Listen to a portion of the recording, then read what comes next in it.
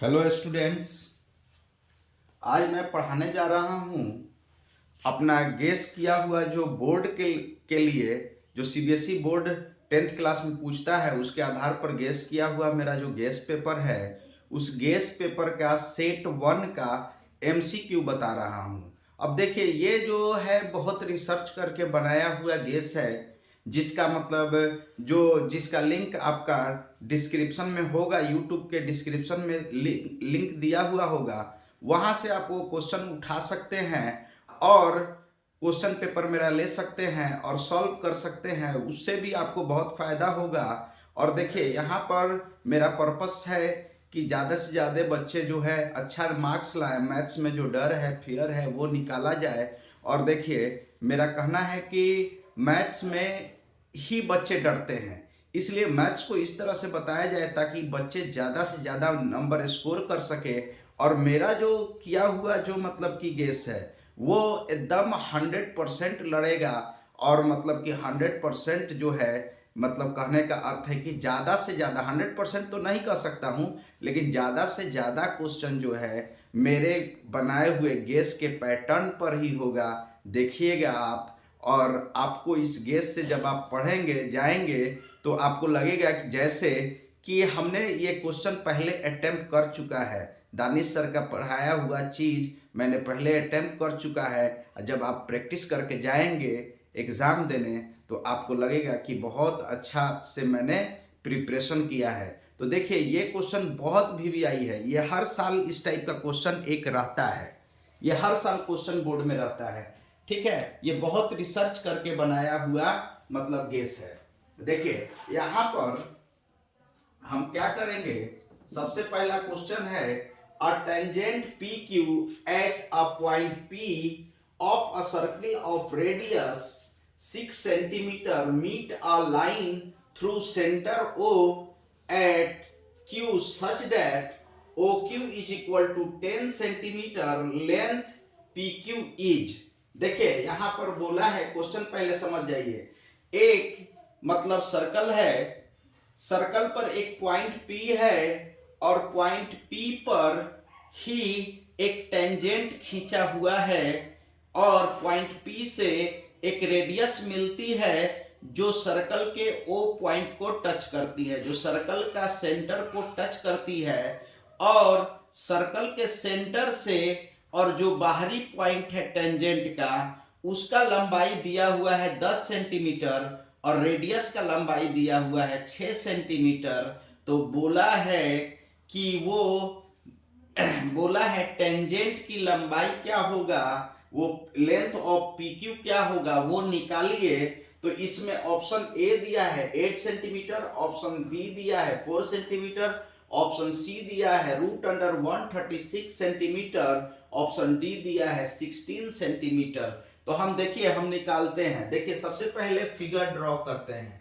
Figure draw कर लिया, इसमें क्या बोला है, मान लीजिए कि यही पॉइंट हमारा P है और सेंटर O है, सेंटर O है, सेंटर से मिला दिए और ये टेंजेंट है। तो और ये बाहरी पॉइंट जो है Q है, O से Q के बीच की दूरी हमारा दिया हुआ है 10 सेंटीमीटर और रेडियस दिया हुआ है 6 सेंटीमीटर। देखिए तो PQ की लेंथ निकालनी है कि PQ का लेंथ क्या होगा। तो देखिए हम लोग सब लोग जानते हैं कि रेडियस टेंजेंट पर, ये थ्योरम ही है कि रेडियस टेंजेंट पर परपेंडिकुलर होता है और टेंजेंट रेडियस पर परपेंडिकुलर होता है। तो ये बात क्लियर हो गया कि OP परपेंडिकुलर PQ होगा, OP परपेंडिकुलर PQ होगा क्योंकि OP रेडियस है और PQ टेंजेंट है। तो हमेशा टेंजेंट जो होता है वो रेडियस पर परपेंडिकुलर होता है। तो देखिए जब परपेंडिकुलर होगा तो यहाँ पर जो एंगल बनेगा ये 90 डिग्री बनेगा। तो ये OPQ एक राइट एंगल ट्रायंगल बना, OPQ राइट एंगल ट्रायंगल बना। तो 90 का सामने राइट एंगल का सामने वाला जो साइड होता है वो हाइपोटेनस होता है, ये बेस है और ये परपेंडिकुलर है। देखिए ये परपेंडिकुलर है, ये रेडियस बेस है, ये हाइपोटेनस, ये परपेंडिकुलर। तो यहां पर क्या होगा, देखिए P is equal P Q is equal to root under O Q square minus O P square हो जाएगा। ओ क्यू कितना हुआ 10 का स्क्वायर माइनस 6 का स्क्वायर, 10 का स्क्वायर 100 होगा और 6 का स्क्वायर 36, ये होगा आप घटाएंगे तो 64 हो जाएगा। और 64 को हम लिखते हैं 8 इंटू 8 लिखते हैं, 2 8 पर 1 निकल जाएगा। ये लंबाई जो होगा आपका 8 सेंटीमीटर हो जाएगा पी क्यू। तो देखिए मेरा option A is correct, option A जो होगा वो करेक्ट होगा।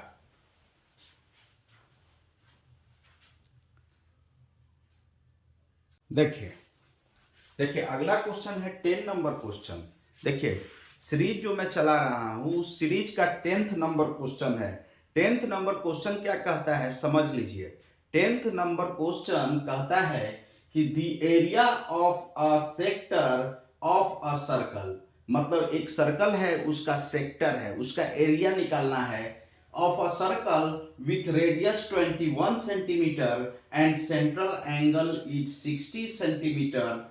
तो डैश ए में देखिए पहला बात क्वेश्चन को समझिए। क्वेश्चन बोला है कि the area of a sector of a circle with radius 21 centimetre and central angle 60 degree is. बोला है कि एक सर्कल है और सर्कल का रेडियस दिया हुआ है। देखिए रेडियस दिया हुआ है 21 सेंटीमीटर और उसमें जो सेक्टर, सर्कल के अंदर जो सेक्टर बना है उस सेक्टर का एंगल दिया हुआ है 60 डिग्री। तो अब बोल रहा है कि इसका एरिया क्या होगा, सेक्टर का एरिया क्या होगा। तो देखिए सबसे पहले हम क्या करेंगे, एक सर्कल ड्रॉ करेंगे। इसका सॉल्यूशन पहला में ये मतलब 231, दूसरा में 115.5, तीसरा में 462 और चौथा में 346.5 सेंटीमीटर स्क्वायर है। इन चारों में से क्या होगा। तो देखिए सबसे पहला काम हम करेंगे कि सर्कल को मतलब ड्रॉ करेंगे। जब सर्कल ड्रॉ करेंगे तो याद रखिएगा ये सर्कल ड्रॉ कर दिए। अब मान लिए कि जो यही वो सेक्टर है जो 60 डिग्री बना रहा है, इसको क्या कर दिए theta, theta is equal to 60 degree, ये ओ ए बी। अब देखिए रेडियस दिया है 21 सेंटीमीटर, 21 सेंटीमीटर, तो ये भी 21 सेंटीमीटर, ये भी रेडियस हुआ और ये भी रेडियस हुआ, दोनों रेडियस हुआ। तो बोला है कि सेंट्रल एंगल 60 डिग्री है। तो ये जो सेक्टर है, यहां पर देखिए सेक्टर लिखने का एक तरीका भी है। जब हम लोग ऑपरेशन रिसर्च इंजीनियरिंग में पढ़ रहे थे तो ऑपरेशन रिसर्च में बताया जाता था कि सेक्टर ऐसे लिखे, सेक्टर जिस सेक्टर का एरिया निकालना है उसका क्लोज्ड लूप लगाएं। कैसे लगाएं, तो देखिए ये नहीं कि ओ ए बी बोलेंगे, ओ ए बी बोलेंगे तो ये ऐसे भी हो जाएगा, ओ ए बी ऐसे भी हो जाएगा, ओ ए बी ऐसे भी हो जाएगा। देखिए ओ ए बी ऐसे, ये भी, ये वाला भी सेक्टर आ जाएगा, ओ ए बी में ये वाला भी सेक्टर आ जाएगा।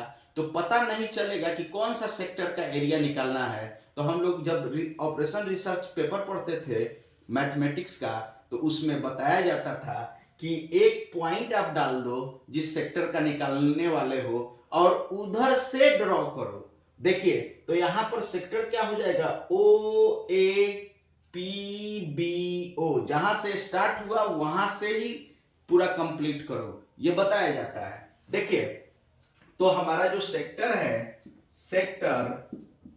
सेक्टर हुआ ओ ए पी बी ओ।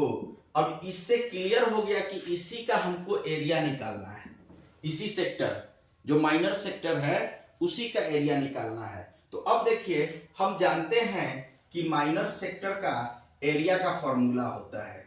देखिए माइनर सेक्टर का एरिया का फॉर्मूला होता है, area area of minor sector theta by 360 into pi r square. Theta कितना है 60 है, तो 60 बाई 360 इंटू पाई। पाई हम लोग जानते हैं कि 22/7 होता है और आर का वैल्यू 21 सेंटीमीटर स्क्वायर दिया है। अब देखिए ये इससे ये 6 बार में कट जाएगा, 60 से 360 6 बार में कट जाएगा। और देखिए यहाँ पर ये 3 से ये 2 से 3 बार में, ये 2 से 11 बार में, तो ये हो गया 11/3 7 जा 21।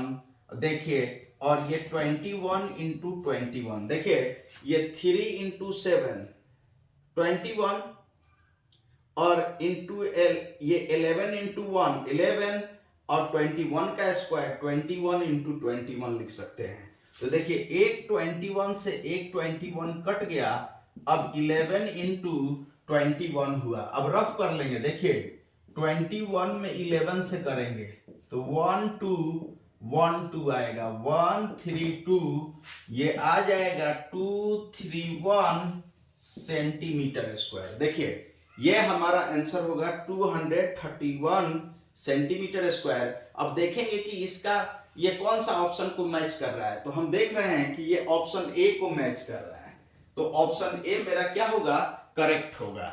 देखिए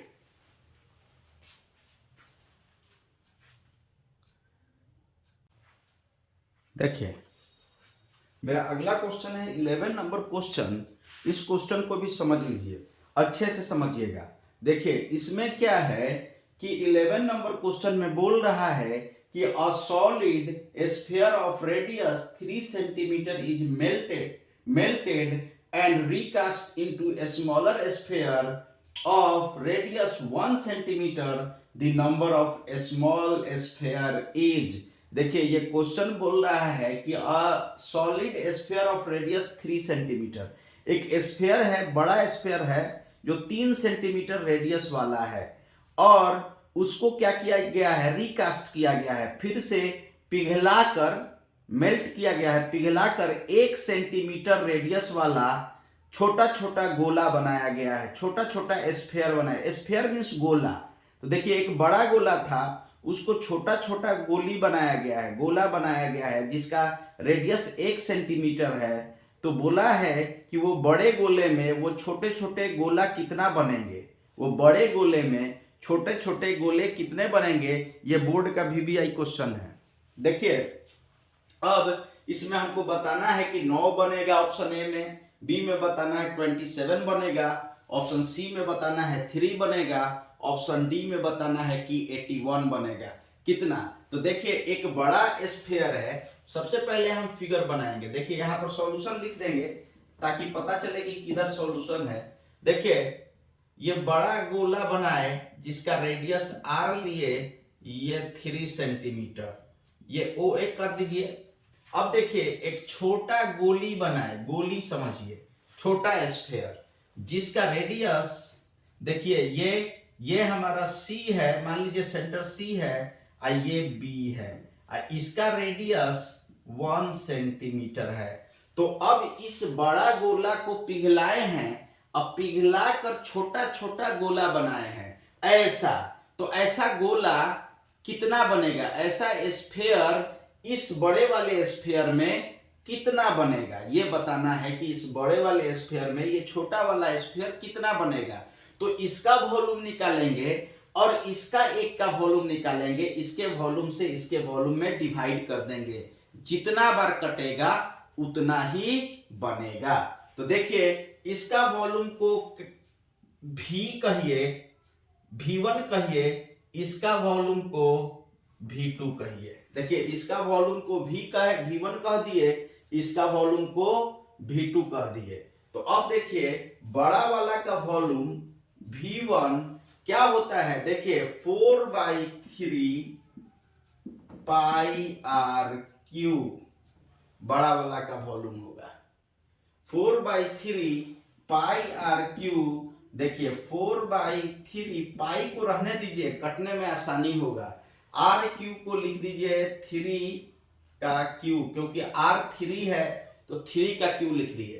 अब देखिए यहां पर इसको इक्वेशन 1 कह दीजिए। अब दूसरा अगेन V2 निकालिए। V2 क्या है, देखिए 4/3 pi R cube, small R cube.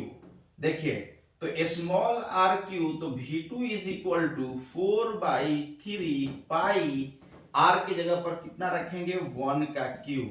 देखिए इसको इक्वेशन 2 बोलिए। देखिए इसको इक्वेशन 2 बोलिए, या आगे एक लाइन ले जाइए। देखिए V2 इज इक्वल टू 4/3 पाई, 1 का क्यू 1 ही होता है, तो 1 का क्यू 1 ही होता है, तो 4/3 पाई हो जाएगा इसका वॉल्यूम। देखिए दोनों सेंटीमीटर में ही है, ये भी सेंटीमीटर में है, वो भी सेंटीमीटर में है, तो हमको यूनिट भी चेंज करने की जरूरत नहीं है। देखिए तो अब क्या करेंगे, 1 में इक्वेशन 1 में 2 से डिवाइड कर देंगे, मतलब बड़े वाले गोला में छोटा वाला गोला से डिवाइड कर देंगे, तो क्या होगा, देखिए तो V1 बाई V2, V1 कितना है जी, 4/3 पाई 3 का क्यू, ये हुआ 4/3 पाई। अब देखिए यहां पर क्या होगा, ये V1 और by V2, V1 by V2 तो इतना बाई इतना हो जाएगा।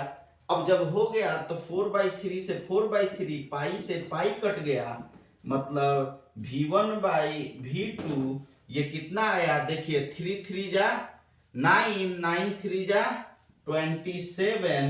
जब हम V1 में V2 से भाग दिए तो कितना आया, 27 आया, मतलब V1 is equal to 27 into V2।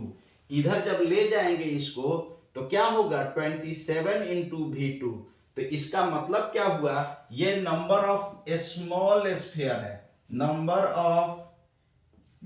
Of small sphere.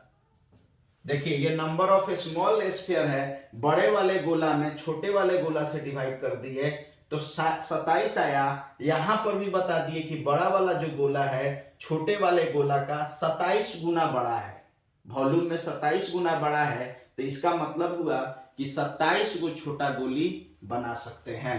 तो देखिए नंबर ऑफ स्मॉल स्फीयर कितना हुआ, 27, यहां पर भी बता दिए। तो अब यहां पर हम मानेंगे ऑप्शन बी इज करेक्ट। कितना स्फीयर बना सकते हैं, तो 27।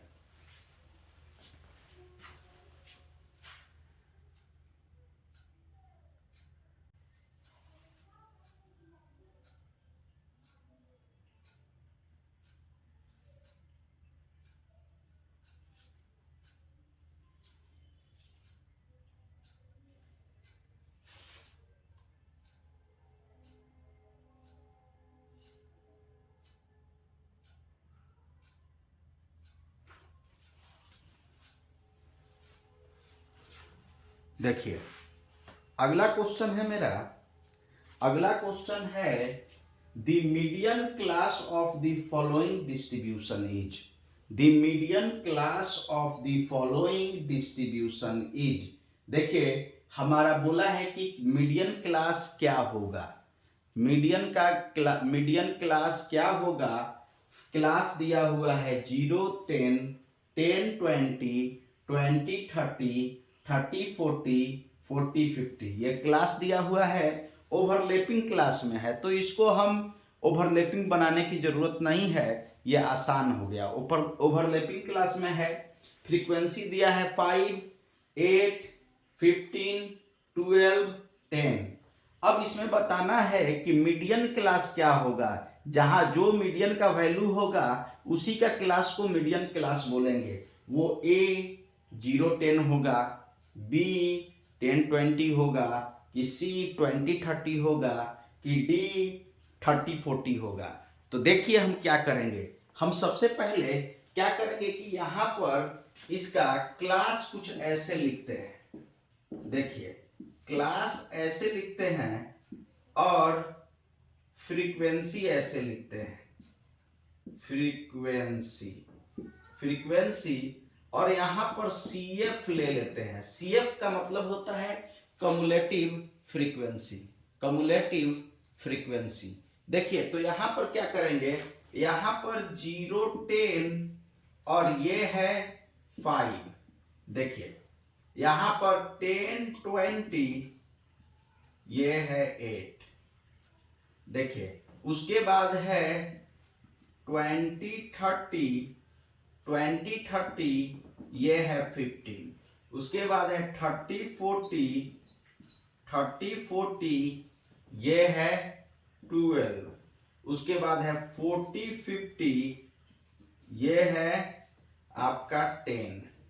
अब क्या करते हैं कि देखिए इसको जोड़ लेते हैं, इसको CF निकालिए तो देखिए इस 5 को जस्ट ऐसे ही लिख देंगे, इस 5 को जस्ट ऐसे ही लिख देंगे और 8 + 5 ऐसे जुटेगा, 8 + 5 यहाँ 13 हो जाएगा। फिर देखिए इससे ये जुड़ेगा, देखिए 5 ऐसे लिख देंगे, 8 + 5 13, इसका CF ये होगा। देखिए 15 + 18 कितना होगा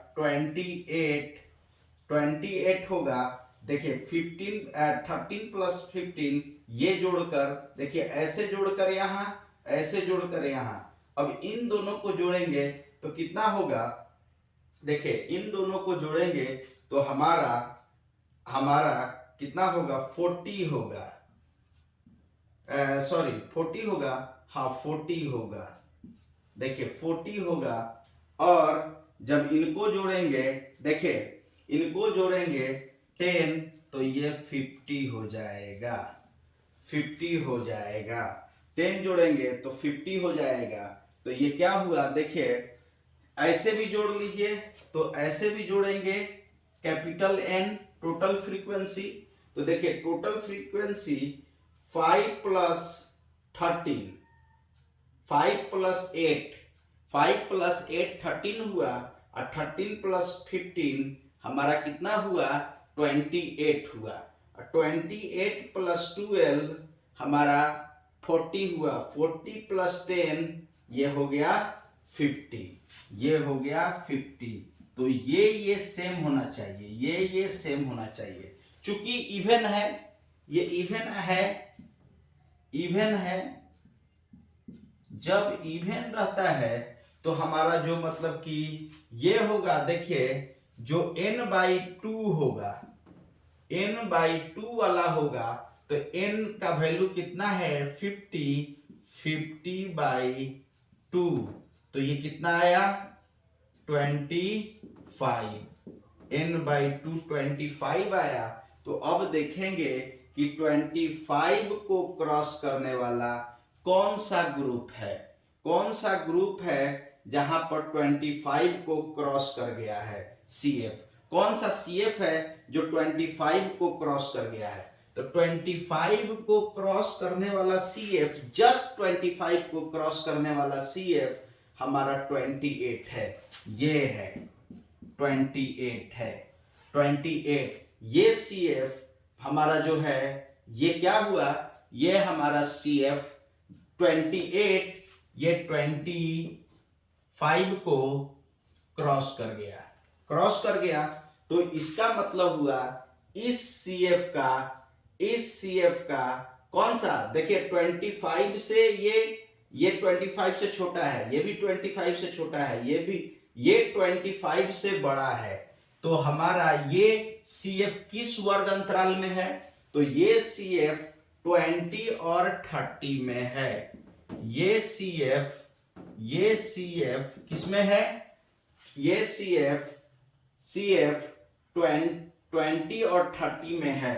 तो ये 20 और 30 ही हमारा क्या होगा, हमारा वर्ग अंतराल हो जाएगा, मतलब कि मोड मीडियन क्लास हो जाएगा। तो इसको लिखेंगे 20 30, ऑप्शन C इज करेक्ट। देखिए यहीं पर आज का हम अपना वीडियो समाप्त करते हैं, और आप मेरे चैनल को क्या करेंगे कि सब्सक्राइब कर देंगे, और रोज मैं वीडियो डालूंगा और एग्जाम पर्पस से ही डालूंगा, और आपका रिजल्ट बहुत अच्छा होगा। Thank you so much.